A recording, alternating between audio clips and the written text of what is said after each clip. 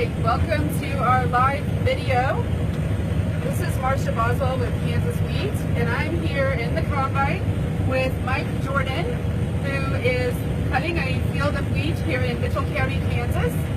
And Mike is the president of the Kansas Association of Wheat Growers. So, Mike, can you tell us a little bit about this field that we're cutting right now?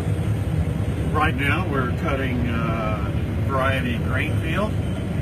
It's a field that was planted following soybeans after.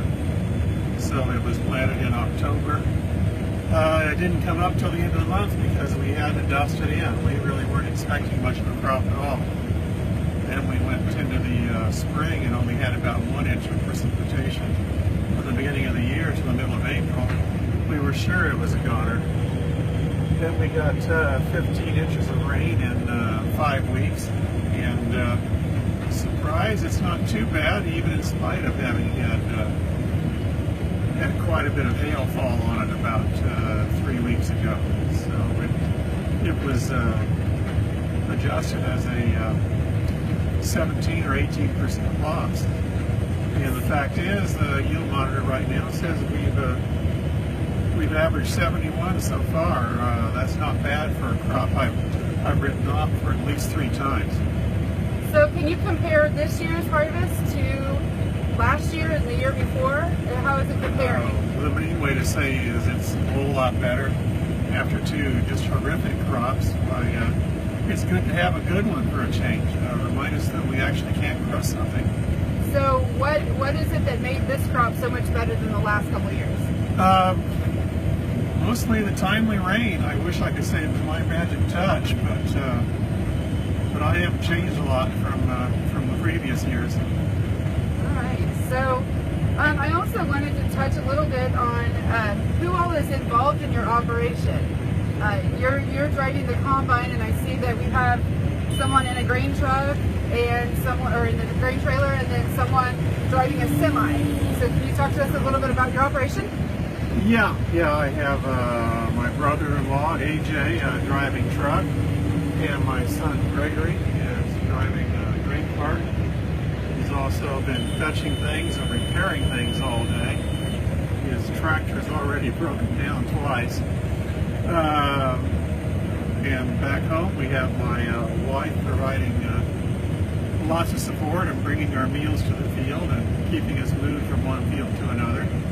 So we appreciate her help, and we get sometimes some evening help from a family friend, Skylar, who comes out from town and helps us after work. Maybe gives us a little bit of a break.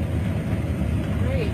So, what day did you start wheat harvest then? We started Sunday afternoon, but we were fighting like crazy against green straw and high moisture wheat. Sunday it got up to about 100 degrees. The wind was blowing, and suddenly we could move along. Although we did have a little trouble with the green straw yet. By Tuesday, we could cut most anywhere and keep on going. So some areas of the state got some rain last night. Did you get any of that rain here in this area? This morning while I was servicing the combine, I had a drop hit my left arm. Well, that's not very much. The total sum amount of the rain I've experienced since the first or second day of the month. Okay. So when we were walking around in the field a little bit earlier, we noticed some like corn cobs and that type of thing. You said this was planted after soybeans. Can you talk to us about why there might be corn cobs in the field? Yeah, I'm a no-till farmer. This particular field has not been tilled since last time it was tilled would be 1999. And what do you mean by tilled? Can you explain that? Tilled, I've never run over with a disc or a harrow of any kind. All the residue has been left on the soil, so you're looking at 16 years of accumulated mulch from the crops that I've grown. We seed directly into that without doing any type of soil, working the soil in any way. So what benefit does that have? The mulch laying in the soil keeps the soil cooler.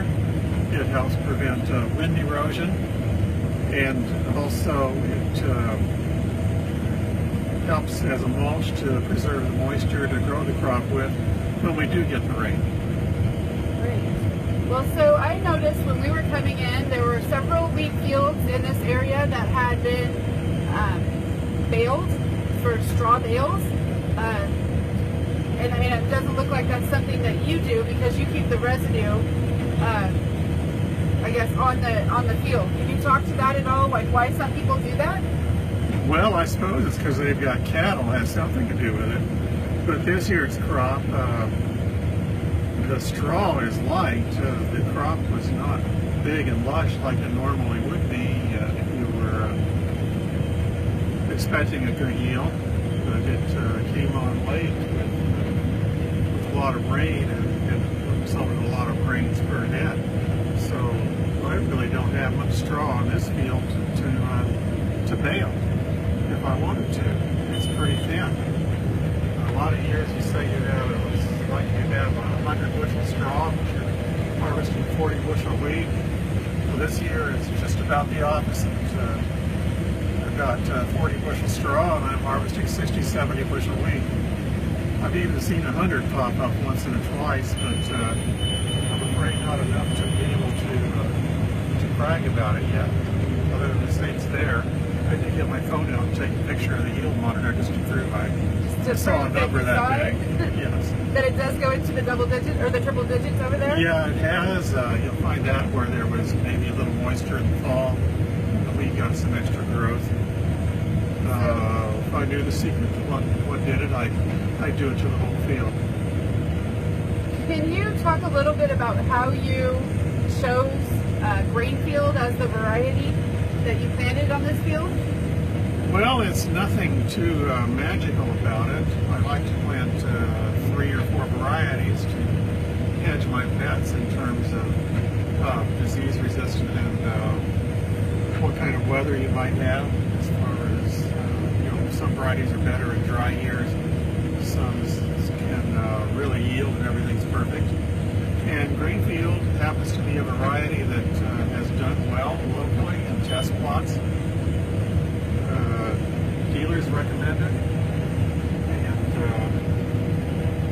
that's just all I can say on that. It was just a choice. Okay, and it looks like it has done pretty well for you despite the hail damage. You gotta take a moment, Gregory. I'm getting full. Okay, so our bin is getting full. We can't really take a look at it because it's full. All of grain. There's a lot of grain in there. So Gregory is going to pull out the Sidus. Hopefully, if you got that message, and we'll be able to unload the combine into the grain cart. Might have to wait a little bit for that one. I'm gonna catch up with this. So on this field, have you used any types of pesticides or herbicides or fungicides, any kind of chemicals at all in this field? I've always thought that the best herbicide is a good thick growing crop, and that was one benefit that the drought gave us last fall. The weeds didn't come up and the wheat didn't come up either, and we got an inch of rain. The wheat all came up on one day and then got ahead of the weeds, shaded the ground. So I didn't need to use any herbicides at all on this field. This spring, there was a terrible infestation of fungal diseases, most notably stripe rust. And so I treated all my fields that showed any symptoms whatsoever for that. Okay, so you put a fungicide on. Oh, here comes Gregory. Put a fungicide on for stripe rust. How do you make sure that none of that chemical remains on the wheat that then goes to the elevator? There's intervals that have to wait before you harvest. In the case of the fungicide I used, you can't harvest until 30 days have passed. And in my case, it's more like 45, so there's really no residues left at this point. The herbicide breaks down pretty quickly. It really only lasts about 2 weeks. 30 days is a patent for safety purposes. I see. So we have a visitor from Ireland that's joining us. Says that first of harvest in Ireland is 3 weeks away. So about how many more days of harvest do you have left on your field or on your land? I ask myself that every day. How many more days are going to pass? And right now it looks like about 5 additional days if there's no rain. Of course, there's 3 days of rain forecast in the next 5, so I'm not going to schedule anything before the end of next week. So I think you were scheduled to maybe get some rain yesterday or last night, and that missed you. I'm sure it probably wouldn't hurt your feelings if you do get a little bit of rain. Having had essentially no rain in the last month, for all the rest of the crops I've grown, I would sure like to get some. So do you grow a number of other crops? Yes, I also grow corn, soybeans, and grain sorghum. Okay, Gregory, you can go now. I'm done. So now our bin is empty, and we can see the grain coming in from the combine into the bin. Well, the sun's hitting it now, so it's hard to see. There we go.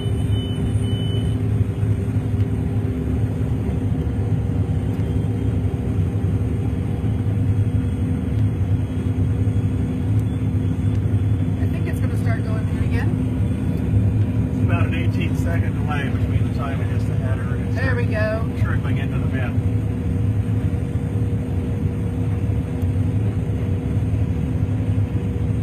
Mike, do you have anything else about this field or about your job as a Kansas wheat farmer you'd like to share? I'm doing one of the things I love most. I'm harvesting my wheat field, and that's just about as good as it gets. Wonderful. Thank you so much for joining us on Facebook Live, and thank you all for watching.